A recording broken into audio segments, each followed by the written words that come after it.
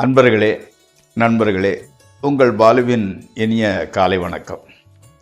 இன்று 5/6/2024 ஆனி மாதம் 21 வெள்ளிக்கிழமை, அமாவாசை திதி, திருவாதிரை நட்சத்திரம். அப்போ சந்திராஷ்டிரமம் விருச்சிக ராசிக்காரங்களுக்கு.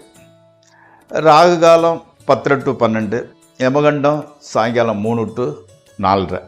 அப்போ நல்ல நேரம் காலையில் 9:15 10:15 வரைக்கும், சாயங்காலம் 4:45 5:45 வரைக்கும். நீங்கள் அணிய வேண்டிய உடைய நிறம் வெண்மை, வெள்ளை கலர் சற்று போட்டுக்கலாம். அவாய்ட் பண்ண வேண்டியது மஞ்சள். அதே மாதிரி சாப்பிட்றது உளுந்து வடை, புளியோதரை, இதில் எதுனாலும் எடுத்துக்கலாம். நண்பர்களே, இப்போ ராசி பலன் நிகழ்ச்சிக்கு செல்வதற்கு முன் பூர நட்சத்திரத்தில் பிறந்தவங்களோட சில குறிப்புகள், அமைப்புகளை பற்றி பார்க்கலாம். இப்போது பூர நட்சத்திரத்தில் பிறந்தவங்க ரொம்ப இனிமையாக பேசுவார்கள். புரியுதுங்களா? கல்வியாளர்னா நல்லா படித்தவங்க, மேதாவி, சிவந்த கண்களை உடையவர். எப்பவும் கோவப்படுறவங்க கண் இருக்கிறது மாதிரி கொஞ்சம் சிவந்த கண்களை உடையவர். அதே மாதிரி உழைச்சி தான் சம்பாதிக்கணுங்கிற ஒரு மோட்டிவ், கொள்கை உடையவர்கள். கஷ்டப்பட்டு உழைச்சி பொருளை சேமிக்கக்கூடியவர். பின்னால் வரத முன்னாலே அறியக்கூடிய திறமைசாலி. அது ஒரு இன்ட்ரூஷன் பவர்னு வச்சுக்கலாம், அல்லது ஒரு ஆராய்ச்சி மனப்பான்மையினர் இப்படி தான் வரும்னு செய்கிறாங்க. இதை அறிந்து கொள்ளக்கூடிய ஒரு சாமர்த்தியம் உடையவர். அதே மாதிரி பல விதமான வியாபாரங்களை சிறப்பாக செய்யும் நுணுக்கம் அறிந்தவர்.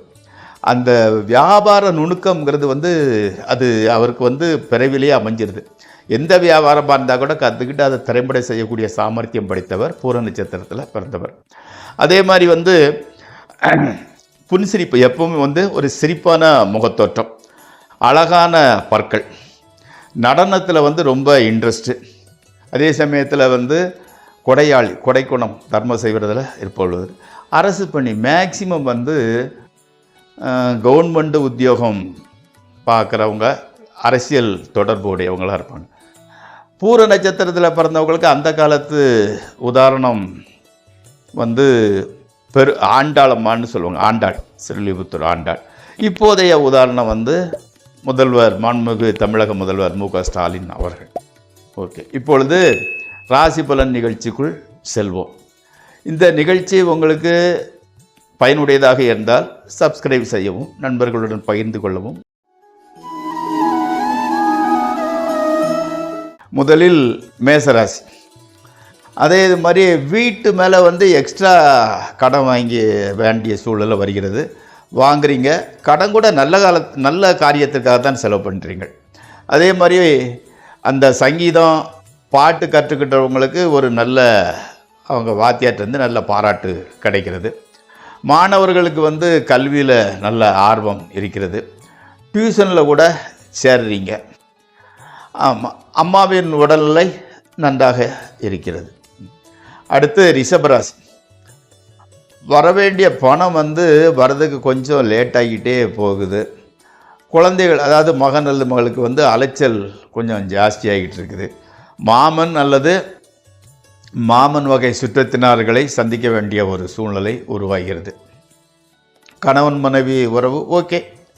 அதே சமயத்தில் தொழிலில் ஏகப்பட்ட தேவையில்லாத பிரச்சனை புதுசாக வந்துக்கிட்டு இருக்குது. சமாளிக்கிறீங்க, ஆனால் கூட புதுசாக வந்து கொண்டே இருக்கிறது. அடுத்து மிதுன ராசி.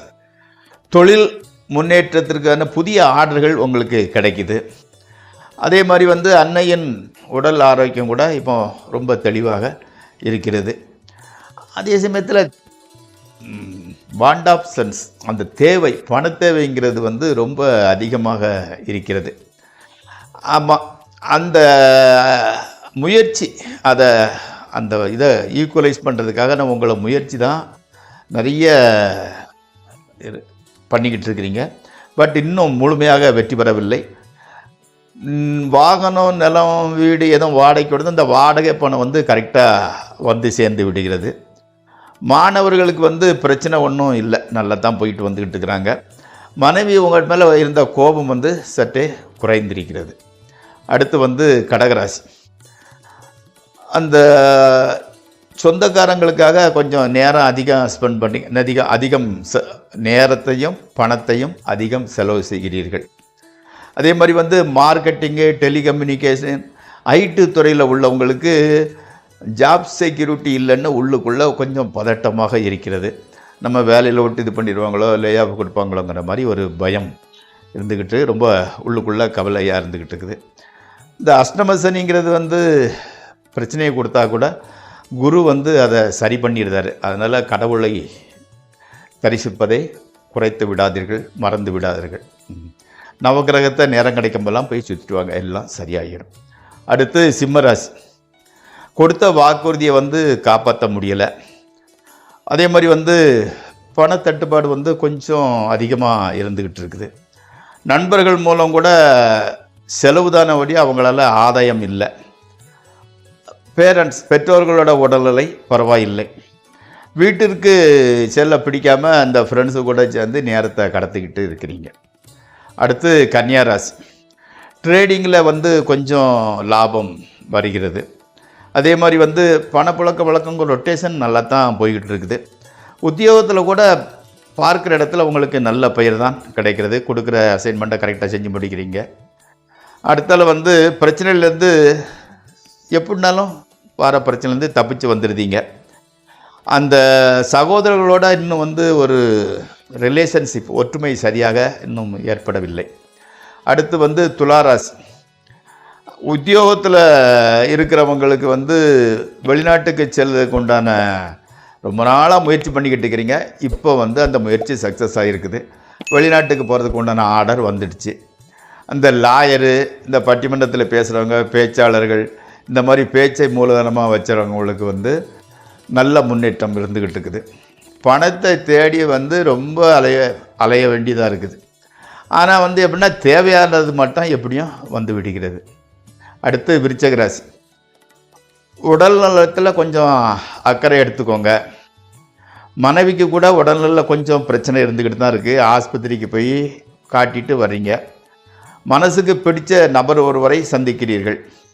மூத்த சகோதரரோட உதவி உங்களுக்கு கிடைக்கிறது. வீட்டில் உள்ள வீட்டின் மீதில் உள்ள கடன் அப்படியே இருக்குது, குறையிறதில்ல, வட்டி மட்டும்தான் போய்கிட்டு இருக்குது. ஆமாம், அம்மாவுக்கு உண்டான மருத்துவ செலவு கூட கொஞ்சம் ஜாஸ்தி ஆகிட்டு போகிறது. அடுத்து தனுசு ராசி. வியாபாரிகளுக்கு வியாபாரம் கொஞ்சம் டல்லாக தான் நடக்குது. கொஞ்சம் வேண்டாத வழியில் பணம் செலவாகிட்டு வருது. உத்தியோகம் செய்கிறவங்களுக்கு வந்து நல்ல உத்தியோகமாக இருந்தாலும் இன்ட்ரெஸ்ட்டு பெரிதளவில் இல்லாமல் ஏனோதானோன்னு செய்கிறீங்க. மனசில் மாத்திரம் நிறைய எண்ணம், அப்படி பண்ணணும் இப்படி பண்ணணும் எண்ணங்கள் நிறையாக இருக்கின்றன. சமயம் வரும்போது அவை ஜெயிக்கும், வெற்றி பெறுவீர்கள்.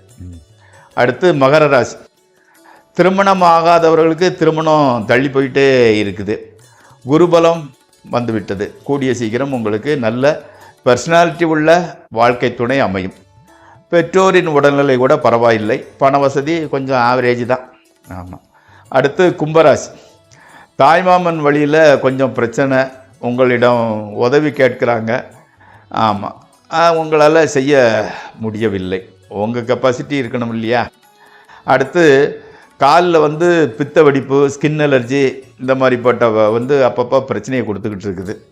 புதிதாக வாங்கின வாகனம் வந்து எல்லாரும் இது வந்து நல்லா இருக்குது, இது நல்லா இருக்குன்னு சொல்லும்போது மனசுக்கு வந்து ரொம்ப திருப்தியாக இருந்துக்கிட்டு இருக்குது. தொழில் ஓகே, நல்லபடியாக செல்கிறது.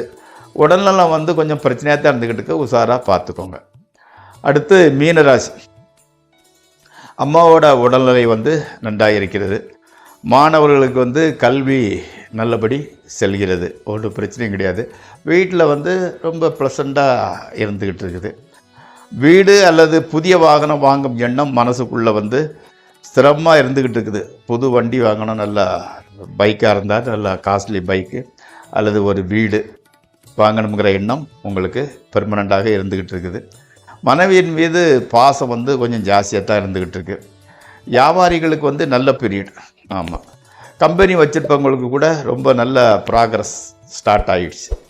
நண்பர்களே, இத்துடன் இந்த நிகழ்ச்சி முடிவடைகிறது. நாளை மீண்டும் சந்திப்போம். உங்கள் வாழ்.